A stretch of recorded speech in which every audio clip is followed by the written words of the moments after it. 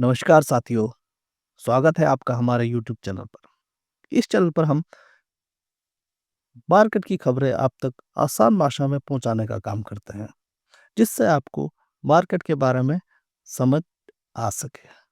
तो चलिए शुरू करते हैं आज का वीडियो। सबसे पहले आज बात करेंगे हम स्मॉल कैप इंडेक्स की।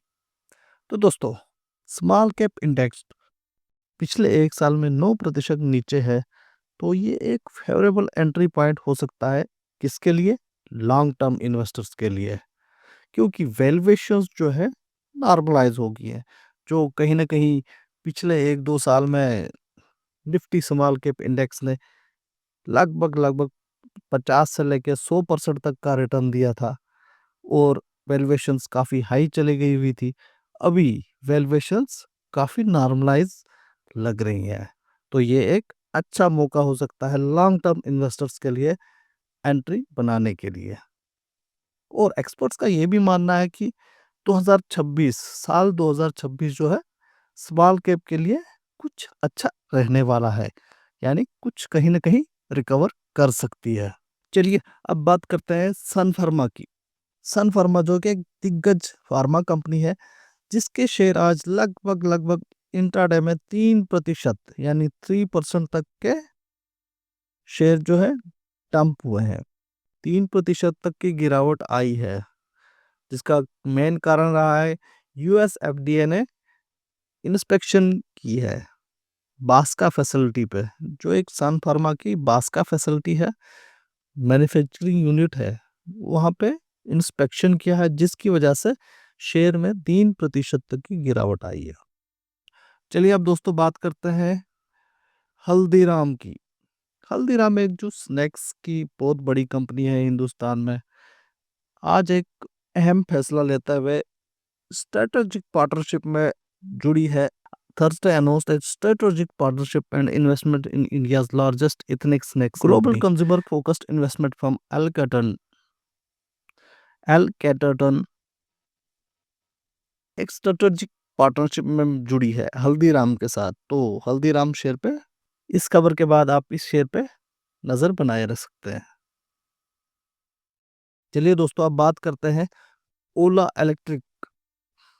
ओला electric hit a 52-week low after a 62% fall in 2025, यानी अपने 52 वीक लो पे आ गई है ओला इलेक्ट्रिक। किस वजह से? तो वजह निकल कर ऐसे आई है कि प्रमोटर ने कुछ अपने हिस्से के शेयर बेचे हैं, जबकि कंपनी कह रही है कि प्रमोटर ने कुछ अपने शेयर बेच के जो प्लेज शेयर्स, जो उनके शेयर्स प्लेज थे, उनको वापस छुड़ाने के लिए उस पैसे को इस्तेमाल किया जाएगा। इसीलिए कंपनी ने कुछ हिस्सा बेच दिया हुआ है, लेकिन शायद मार्केट को ये चीज़ पसंद ना आई हो। 62% तक की गिरावट शेयर में देखी गई है। अब बात करते हैं इंश्योरेंस सेक्टर की। तो आज एक खबर निकल के आई है कि FDI increased FDI limit in the insurance sector can attract more long-term investments. Experts का कहना है कि जो एफडीआई लिमिट जो इंक्रीज हुई है इंश्योरेंस सेक्टर में, ये एक अच्छा मूव हो सकता है जो लॉन्ग टर्म में इन्वेस्टर्स को अट्रैक्ट करेगा।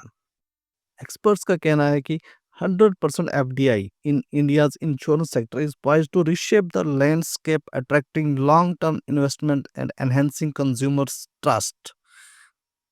जी हाँ, आसान भाषा में देखें तो 100% एफडीआई यानी foreign direct investment insurance companies में कर सकती है। पहले ये चीज़ नहीं था कि 100% किसी भी कंपनी में फॉरेन डायरेक्ट इन्वेस्टमेंट नहीं हो सकती थी।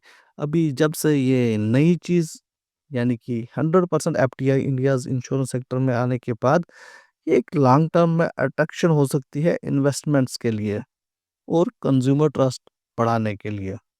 इसलिए इंश्योरेंस कंपनीज पर आप अपनी नज़र बनाए रख सकते हैं। शायद आने वाले दिनों में इस खबर की वजह से इंश्योरेंस कंपनियों में अच्छा बूस्ट आ सकता है। चलिए दोस्तों अब बात करते हैं निफ्टी 50। विनीत बोलिंजकर एक जाने माने एक्सपर्ट, जिन्होंने प्रिडिक्ट किया है कि निफ्टी 50 में रीच 29 के बाय फाइनेंशियल ईयर 26 एंड। और ये भी बोला है उन्होंने कि कुछ ऐसे शेयर्स हैं जो 500% तक का रिटर्न दे सकते हैं आने वाले सालों में।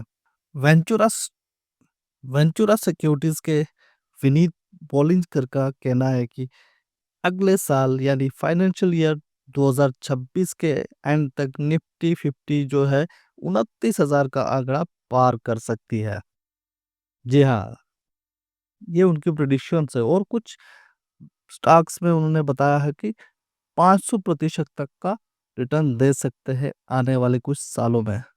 कुछ स्टॉक्स उन्होंने सजेस्ट भी किए हैं, तो आप उनके सजेशंस पे जाके देख सकते हैं और उनको अपने वॉच लिस्ट में रख सकते हैं। धन्यवाद। आज के लिए इतना ही। अगर वीडियो अच्छा लगा तो लाइक करें, वीडियो में कोई कंफ्यूजन है तो कमेंट करके बताएं और चैनल को सब्सक्राइब करना ना भूलें। धन्यवाद। Thank you. जय हिंद।